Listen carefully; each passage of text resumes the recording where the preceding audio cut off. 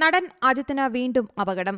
സ്പെയിനിലെ വലൻസിയയിൽ നടന്ന ഹൈസ്പീഡ് റേസിംഗ് ഇവന്റായ പോർഷെ സ്പ്രിന്റ് ചലഞ്ചിനിടെയാണ് തമിഴ് സൂപ്പർ താരം അജിത് കുമാറിന്റെ കാർ അപകടത്തിൽപ്പെട്ടത്. അജിത്തിന്റെ മാനേജർ സുരേഷ് ചന്ദ്രയാണ് ഇക്കാര്യം അറിയിച്ചത്. അദ്ദേഹം പങ്കിട്ട ഒരു വീഡിയോയിൽ അജിത്തിന്റെ കാർ മുന്നിലെ നിയന്ത്രണം തെറ്റിയ കാറിന് ഇടിക്കാതിരിക്കാൻ തന്റെ വാഹനം വെട്ടിയൊടിച്ചപ്പോൾ 2 തവണ കറങ്ങുന്നതും കാണാം. അതേസമയം അജിത്തിന് പരിക്കൊന്നും പറ്റിയില്ലെന്നാണ് വിവരം. അപകടത്തിന്റെ വിശദാംശങ്ങൾ പങ്കുവച്ചുകൊണ്ട് സുരേഷ് സോഷ്യൽ മീഡിയയിൽ പോസ്റ്റ് ഇട്ടിട്ടുണ്ട്.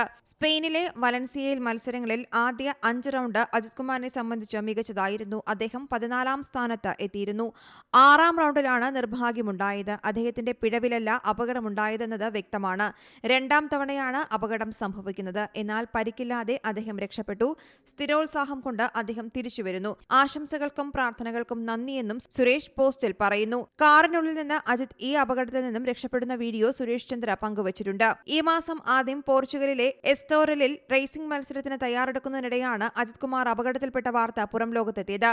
ഭാഗ്യവശാൽ അദ്ദേഹം പരിക്കുകളില്ലാതെ രക്ഷപ്പെടുകയായിരുന്നു. ഇതിന് പിന്നാലെയാണ് ഇപ്പോൾ വീണ്ടും കാർ റേസിംഗിനിടെ അദ്ദേഹത്തിന് അപകടം പറ്റിയിരിക്കുന്നത്.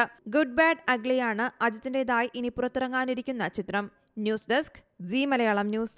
ഏറ്റവും പുതിയ വാർത്തകളും വിശേഷങ്ങളും വിരൽ തുമ്പിലറിയാൻ സി മലയാളം ന്യൂസ് എല്ലാ ഡിജിറ്റൽ പ്ലാറ്റ്ഫോമുകളിലും ലഭ്യം.